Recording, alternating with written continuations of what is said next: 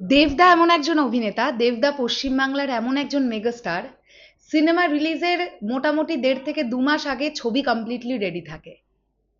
আচ্ছা ছেড়ে দাও, 1.5-2 মাসও বলছি না, রিলিজের 1 মাস আগে সিনেমা কমপ্লিটলি রেডি থাকে দেবদার। এবং সিনেমা রিলিজের 1 মাস আগে থেকে দেবদা প্রমোশন করেন নিজের ছবির। এইটাই দেবদা। একটা কাজে যখন হাত দেন, সেই কাজটা নিখুঁতভাবে কমপ্লিট করেন এবং সেটা হাতে সময় রেখে কমপ্লিট করেন, এটাই দেবদা। একটা দুটো প্রজেক্ট বলে বলছি না, দেবিয়ানরা এটা খুব ভালোভাবে জানে যে দেবদা কোনো কাজ যখন শুরু করেন তখন সেটাকে কতটা নিখুঁতভাবে ডেডিকেশনের মাধ্যমে কমপ্লিট করেন। আমি এই কথাটা কেন বললাম, আনন্দবাজারের তরফ থেকে একটি প্রতিবেদন বেরিয়েছে যেখানে নন্দী মুভিজের কর্ণধার প্রদীপ নন্দীর কথা অনুযায়ী বাইক অ্যাম্বুলেন্স দাদার পোস্ট প্রোডাকশনের কাজ নাকি এখনো বেশ খানিকটা বাকি। সেই কারণের জন্য 14ই অগস্ট রিলিজ করছে না বাইক অ্যাম্বুলেন্স দাদা। অপর একটি ছবি যেটা রিলিজ করছে সেটা ফুললি রেডি প্রডিউসারের কথা অনুযায়ী। কারণ তোমরা খুব ভালোভাবেই জানো, বাইক অ্যাম্বুলেন্স দাদার সঙ্গে কেউ বলে বিপ্লবী কেউ বলে ডাকাত, এই দুটো ছবির ক্ল্যাশ হওয়ার কথা ছিল। এই দুটো ছবি কিন্তু নন্দী মুভিজের ব্যানারে তৈরি হয়েছে। সো প্রদীপ কুমার নন্দী এটাই বলছেন যে বাইক অ্যাম্বুলেন্স দাদার পোস্ট প্রোডাকশন এখনো অনেকটা বাকি, আর কেউ বলে বিপ্লবী কেউ বলে ডাকাত কমপ্লিট হয়ে গেছে। এখন বিষয়টা হচ্ছে, এইবার যে কথাগুলো বলছি কমপ্লিটলি আমাদের মতামত, আমাদের ধারণা। শোনো, আমার একটা ওপেন ইউটিউব চ্যানেল, আমার যেটা মনে হচ্ছে আমি সেই ধারণা ডেফিনেটলি রাখতে পারি।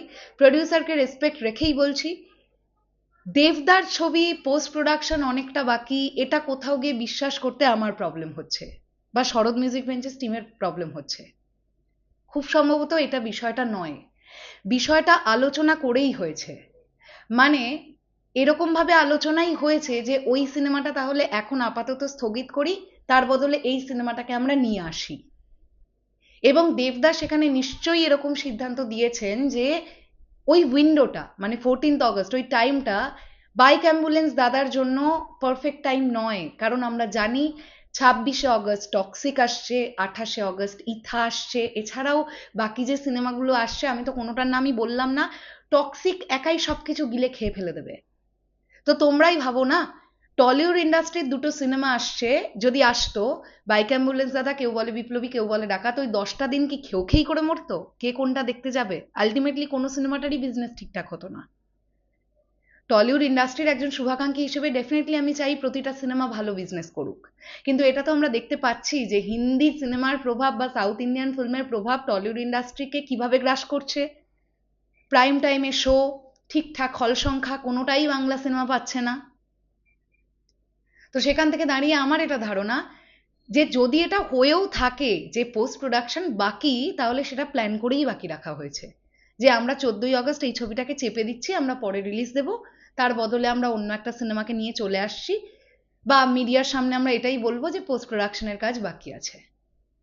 দেবদার সিনেমা পোস্ট প্রোডাকশনের কাজ বাকি আছে, আমি এটা খুব একটা মানে কেমন যেন আমার মানতে একটু প্রবলেম হচ্ছে, কি জানি, আমি জানি না। তোমাদের কি বক্তব্য এই পুরো বিষয়টাকে নিয়ে কমেন্ট সেকশনে জানিও। আসছি আবার খুব শিগগিরই, তাহলে এখনের জন্য টাটা।